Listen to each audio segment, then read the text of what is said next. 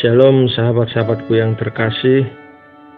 Banyak orang mempertanyakan apakah Yesus Kristus adalah benar-benar Tuhan.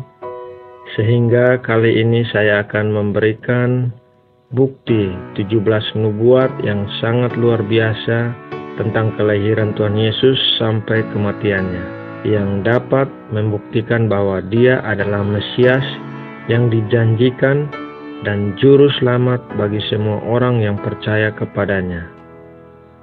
Kita akan memulainya dengan hukum probabilitas matematika. Hukum probabilitas matematika berarti hukum kemungkinan matematika. Hukum ini bukanlah sesuatu yang abstrak, melainkan bagian dari pelajaran ilmu statistik. Hukum probabilitas menunjukkan bahwa jika kemungkinan untuk terjadinya suatu peristiwa tunggal secara kebetulan adalah 1 kesempatan di dalam 5, dan kemungkinan untuk suatu peristiwa lain terjadi adalah 1 kesempatan di dalam 10, maka probabilitas atau kemungkinan gabungan untuk kedua peristiwa itu terjadi secara bersama-sama secara berturut-turut adalah 5 kali 10. Dengan demikian, kesempatan gabungan untuk keduanya terjadi secara berturut-turut adalah 1 kesempatan di dalam 50. Untuk menempatkan konsep ini dalam satu perspektif yang mudah kita mengerti, pikirkanlah kemungkinan-kemungkinan yang bisa terjadi apabila kita melemparkan sekeping uang logam ke udara. Karena sekeping uang memiliki dua sisi, kemungkinannya adalah 50% atau 1 kesempatan di dalam 2 untuk Anda mendapatkan uang tersebut jatuh di tanah dengan sisi mukanya di atas. Akan tetapi, andai kata Anda melempar 2 keping uang logam secara berturut-turut, berapakah kemungkinannya untuk mendapatkan sisi muka kedua keping uang logam tersebut secara berturut-turut? Jawabannya adalah 4. Kemungkinan gabungannya adalah 2 kali 2 sama dengan 4. Apabila Anda melempar 10 keping uang logam secara berturut-turut, maka kemungkinan untuk seluruh uang logam tersebut jatuh berturut-turut dengan semua sisi mukanya di atas adalah cukup mengejutkan. Menurut hukum probabilitas, kemungkinan untuk mendapatkan ke-10 uang logam tersebut jatuh dengan sisi-sisi mukanya di atas tanah adalah 1 kesempatan di dalam 2 pangkat 10 atau sama dengan 1024. Kemungkinan ke-17 nubuatan mengenai kehidupan dan kematian Tuhan Yesus Kristus tidak terjadi semata-mata karena kebetulan. Data-data tersebut membuktikan keakuratan Alkitab yang ditulis atas inspirasi ilahi, sehingga nubuat-nubuat digenapi lebih dari 500 tahun setelah penulisannya. Kemungkinan bagi seorang manusia untuk menggenapi ke-17 nubuat ini secara kebetulan belaka jelas sangat kecil. Hal ini hanya dapat membuktikan bahwa Yesus Kristus adalah Mesias yang dijanjikan dan Anak Allah. Nubuat pertama, kelahirannya di Betlehem dari suku Yehuda, terdapat di dalam Perjanjian Lama, Mika 5 ayat 1. Tetapi engkau, hai Betlehem Efrata, hai yang terkecil di antara kaum-kaum Yehuda, daripadamu akan bangkit bagiku seorang yang akan memerintah Israel, yang permulaannya sudah sejak purbakala, sejak dahulu kala. Kejadian 49 ayat 10. Tongkat kerajaan tidak akan beranjak dari Yehuda ataupun lambang pemerintahan dari antara kakinya sampai ia datang yang berhak atasnya, maka kepadanya akan takluk bangsa-bangsa.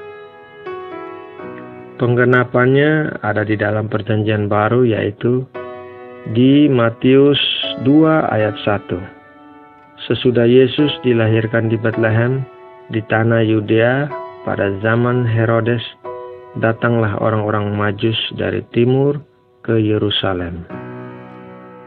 Nubuat yang kedua, ia akan didahului oleh seorang pembawa berita. Dalam Perjanjian Lama, yaitu dalam kitab Yesaya 40 ayat 3, ada suara yang berseru-seru, "Persiapkanlah di padang gurun jalan untuk Tuhan. Luruskanlah di padang belantara jalan raya bagi Allah kita." Penggenapannya di dalam Perjanjian Baru, yaitu di kitab Matius 3 ayat 1-2. Pada waktu itu tampillah Yohanes Pembaptis di padang gurun Yudea dan memberitakan, "Bertobatlah, sebab kerajaan sorga sudah dekat." Nubuat yang ketiga, ia akan memasuki Yerusalem dengan mengendarai seekor keledai. Dalam Perjanjian Lama, dalam Sakaria 9 ayat 9, "Bersorak-soraklah dengan nyaring, hai putri Sion. Bersorak-sorailah, hai putri Yerusalem. Lihat, rajamu datang kepadamu. Ia adil dan jaya. Ia lemah lembut dan mengendarai seekor keledai beban yang mudah." Penggenapan dalam Perjanjian Baru, yaitu di dalam Lukas 19 ayat 35-37, mereka membawa keledai itu kepada Yesus, lalu mengalasinya dengan pakaian mereka dan menolong Yesus naik ke atasnya. Dan sementara Yesus mengendarai keledai itu, mereka menghamparkan pakaiannya di jalan. Ketika ia dekat Yerusalem, di tempat jalan menurun dari Bukit Zaitun, mulailah semua murid yang mengiring dia bergembira dan memuji Allah dengan suara nyaring oleh karena segala mujizat yang telah mereka lihat. Nubuat yang keempat, ia akan dikhianati oleh seorang sahabatnya. Dalam Perjanjian Lama, Mazmur 41 ayat 10, "Bahkan sahabat karibku yang kupercayai, yang makan rotiku, telah mengangkat tumitnya terhadap aku." Penggenapannya di dalam Perjanjian Baru, yaitu dalam Matius 26 ayat 47-48. Waktu Yesus masih berbicara, datanglah Yudas, salah seorang dari ke-12 murid itu, dan bersama-sama dia serombongan besar orang yang membawa pedang dan pentung, disuruh oleh imam-imam kepala dan tua-tua bangsa Yahudi. Orang yang menyerahkan dia telah memberitahukan tanda ini kepada mereka. "Orang yang akan kucium, itulah dia, tangkaplah dia." Nubuat yang kelima, tangan dan kakinya akan ditusuk. Nubuat Perjanjian Lama di dalam Mazmur 22 ayat 17, "Sebab anjing-anjing mengurumuni aku, gerombolan penjahat mengepung aku. Mereka menusuk tangan dan kakiku." Penggenapannya di dalam Perjanjian Baru, Lukas 22 ayat 33, "Ketika mereka sampai di tempat yang bernama Tengkorak, mereka menyalibkan Yesus di situ dan juga kedua orang penjahat itu, yang seorang di sebelah kanannya dan yang lain di sebelah kirinya." Keenam, ia akan dilukai oleh musuh-musuhnya. Nubuat Perjanjian Lama, Yesaya 53 ayat 5, "Tetapi dia tertikam oleh karena pemberontakan kita, dia diremukan oleh karena kejahatan kita. Ganjaran yang mendatangkan keselamatan bagi kita ditimpakan kepadanya, dan oleh bilur-bilurnya kita menjadi sembuh." Penggenapannya dalam Perjanjian Baru, Matius 27 ayat 26. Lalu ia membebaskan Barabas bagi mereka, tetapi Yesus disesahnya, lalu diserahkannya untuk disalibkan. Ketujuh, ia dihianati untuk 30 keping uang perak. Nubuat di dalam Perjanjian Lama, Sakaria 11 ayat 12. Lalu aku berkata kepada mereka, jika itu kamu anggap baik, berikanlah upahku, dan jika tidak, biarkanlah. Maka mereka membayar upahku dengan menimbang 30 uang perak. Penggenapannya dalam Perjanjian Baru, Matius 26 ayat 15. Ia berkata, apa yang hendak kamu berikan kepadaku, supaya aku menyerahkan dia kepada kamu? Mereka membayar 30 uang perak kepadanya. Yang kedelapan, ia akan diludahi dan dipukul. Nubuat dalam Perjanjian Lama, Yesaya 50 ayat 6. Aku memberi punggungku kepada orang-orang yang memukul aku dan pipiku kepada orang-orang yang mencabut janggutku. Aku tidak menyembunyikan mukaku ketika aku dinodai dan diludahi. Penggenapan di dalam Perjanjian Baru, Matius 26 ayat 67. Lalu mereka meludahi mukanya dan meninjunya, orang-orang lain memukul dia. Nubuat ke-9, uang pengkhianatan atas dirinya akan dibuang di bait Allah dan kemudian diserahkan untuk membeli tanah tukang periuk. Nubuat dalam Perjanjian Lama dalam Sakaria 11 ayat 13. Tetapi berfirmanlah Tuhan kepadaku, serahkanlah itu kepada penuang logam, nilai tinggi yang ditaksir mereka bagiku. Lalu aku mengambil ke-30 uang perak itu dan menyerahkannya kepada penuang logam di rumah Tuhan. Penggenapan Perjanjian Baru dalam Matius 27 ayat 5-7. Maka ia pun melemparkan uang perak itu ke dalam bait suci, lalu pergi dari situ dan menggantung diri. Imam-imam kepala mengambil uang perak itu dan berkata, tidak diperbolehkan memasukkan uang ini ke dalam peti persembahan, sebab ini uang darah. Sesudah berunding, mereka membeli dengan uang itu tanah yang disebut tanah tukang periuk untuk dijadikan tempat pekuburan orang asing. Yang ke-10, ia akan menutup mulutnya di hadapan para pendakwanya.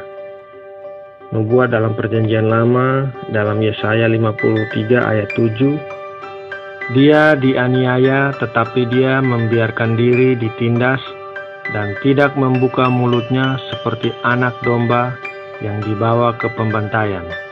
Seperti induk domba yang keluh di depan orang-orang yang menggunting bulunya. Ia tidak membuka mulutnya. Penggenapan Perjanjian Baru dalam Matius 27 ayat 12-14. Tetapi atas tuduhan yang diajukan imam-imam kepala dan tua-tua terhadap dia, ia tidak memberi jawab apapun. Maka kata Pilatus kepadanya, tidakkah engkau dengar betapa banyaknya tuduhan saksi-saksi ini terhadap engkau? Tetapi ia tidak menjawab suatu kata pun, sehingga wali negeri itu sangat heran. Nubuat ke-11, yaitu ia akan disalibkan bersama penyamun-penyamun. Nubuat dalam Perjanjian Lama dalam Yesaya 53 ayat 12. Sebab itu, aku akan membagikan kepadanya orang-orang besar sebagai rampasan, dan ia akan memperoleh orang-orang kuat sebagai jarahan, yaitu sebagai ganti, karena ia telah menyerahkan nyawanya ke dalam maut, dan karena ia terhitung di antara pemberontak-pemberontak, sekalipun ia menanggung dosa banyak orang dan berdoa untuk pemberontak-pemberontak. Penggenapannya di dalam Perjanjian Baru, Matius 27 ayat 38, bersama dengan dia disalibkan dua orang penyamun, seorang di sebelah kanan dan seorang di sebelah kirinya. Di dalam Lukas 23 ayat 34, Yesus berkata, "Ya Bapa, ampunilah mereka, sebab mereka tidak tahu apa yang mereka perbuat." Ke-12, orang-orang akan membuang undi untuk mendapatkan jubahnya. Nubuat dalam Perjanjian Lama, yaitu dalam Mazmur 22 ayat 19, "Mereka membagi-bagi pakaianku di antara mereka, dan mereka membuang undi atas jubahku."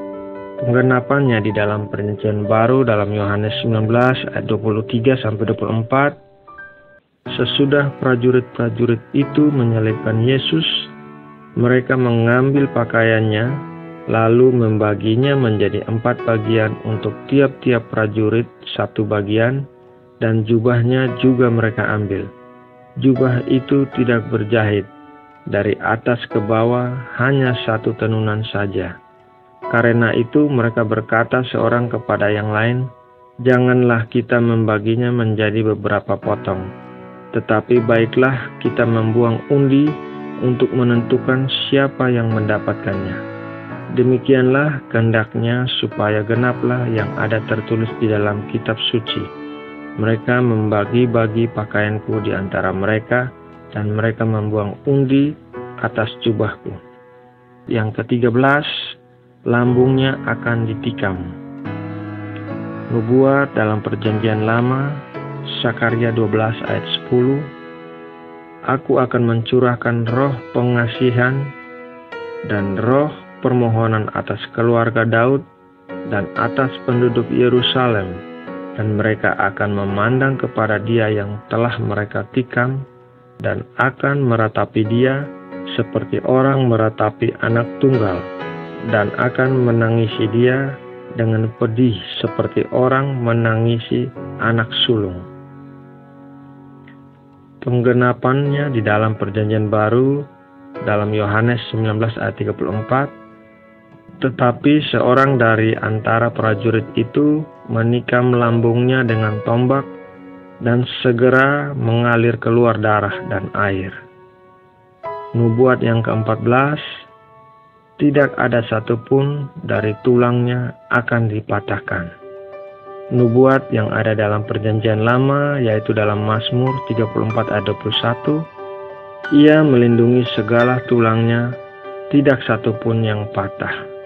Penggenapannya di dalam Perjanjian Baru, Yohanes 19 ayat 33, "Tetapi ketika mereka sampai kepada Yesus dan melihat bahwa ia telah mati, mereka tidak mematahkan kakinya." Yang ke-15, tubuhnya tidak akan mengalami kebinasaan. Nubuatnya dalam Perjanjian Lama dalam Mazmur 16 ayat 10, "Sebab engkau tidak menyerahkan aku ke dunia orang mati, dan tidak membiarkan orang kudusmu melihat kebinasaan." Penggenapannya dalam Perjanjian Baru, Kisah Para Rasul 2 ayat 31, "Karena itu ia telah melihat ke depan dan telah berbicara tentang kebangkitan Mesias, ketika ia mengatakan bahwa dia tidak ditinggalkan di dalam dunia orang mati, dan bahwa dagingnya tidak mengalami kebinasaan." Nubuat ke-16, yaitu penguburannya dalam kuburan seorang kaya. Nubuat di dalam Perjanjian Lama, Yesaya 53 ayat 9, "Ia dikuburkan bersama orang jahat, makamnya di tengah-tengah orang kaya, walaupun ia tidak pernah melakukan kejahatan dan tidak pernah menipu." Penggenapan dalam Perjanjian Baru, Matius 27 ayat 57-60, "Menjelang malam, datanglah seorang kaya, orang Arimatea, yang bernama Yusuf, dan yang telah menjadi murid Yesus juga. Ia pergi menghadap Pilatus dan meminta mayat Yesus. Pilatus memerintahkan untuk menyerahkannya kepadanya, dan Yusuf pun mengambil mayat itu, mengapaninya dengan kain lenan yang putih bersih, lalu membaringkannya di dalam kuburnya yang baru, yang digalinya di dalam bukit batu, dan sesudah menggulingkan sebuah batu besar ke pintu kubur itu, pergilah ia. Nubuat yang terakhir, yaitu nubuat ke-17, kegelapan meliputi bumi. Di dalam nubuat Perjanjian Lama dalam Amos 8 ayat 9, pada hari itu akan terjadi, demikianlah firman Tuhan Allah, aku akan membuat matahari terbenam di siang hari dan membuat bumi gelap pada hari cerah. Penggenapannya dalam Perjanjian Baru, Matius 27 ayat 45, mulai dari jam 12 kegelapan meliputi seluruh daerah itu sampai jam 3. Sahabat bijaksana, beberapa kritikus Alkitab telah melontarkan perkiraannya bahwa Yesus dari Nazaret telah mengetahui tentang nubuat-nubuat ini, lalu merancangkan kejadian-kejadian hidupnya supaya menggenapi nubuat-nubuat ini. Akan tetapi, pikirkanlah bagaimana mustahilnya bagi seorang manusia normal manapun untuk merancang penggenapan nubuat-nubuat khusus ini. Bagaimanakah Anda bisa merancang untuk dilahirkan di Bethlehem dan hadir di bumi ini sebagai keturunan suku Yehuda? Bagaimanakah Anda bisa merancang agar harga permufakatan pengkhianatan atas diri Anda tepat 30 keping perak? Bagaimanakah Anda bisa merancang agar Anda disalibkan bersama 2 orang penyamun lalu dimakamkan di kuburan seorang kaya? Jelas bahwa hanya Allah yang menubuatkan bahwa peristiwa-peristiwa ini akan terjadi. Sebaliknya, hanya Allah pula yang dapat menggenapi terjadinya nubuat-nubuat terperinci ini dalam kehidupan Yesus Kristus. Iman Anda adalah pilihan Anda. Namun saya senantiasa berdoa agar Anda, para sahabat-sahabat terkasih, tidak pernah tergoyahkan dari iman Anda kepada Tuhan kita Yesus Kristus dan keakuratan Alkitab. Demikianlah renungan kali ini. Apabila Anda menyukai renungan ini, silakan like, subscribe channel kami, atau Anda dapat juga men-share video-video kami agar dapat menjangkau dan memberkati banyak orang. Segala kemuliaan kami kembalikan hanya kepada Tuhan Yesus Kristus, Sang Juru Selamat yang telah lahir di dunia ini, dan biarlah semua lidah mengaku dan semua lutut bertelut bahwa Dialah Tuhan di atas segala Tuhan, Raja di atas segala raja. Amin. Tuhan Yesus memberkati.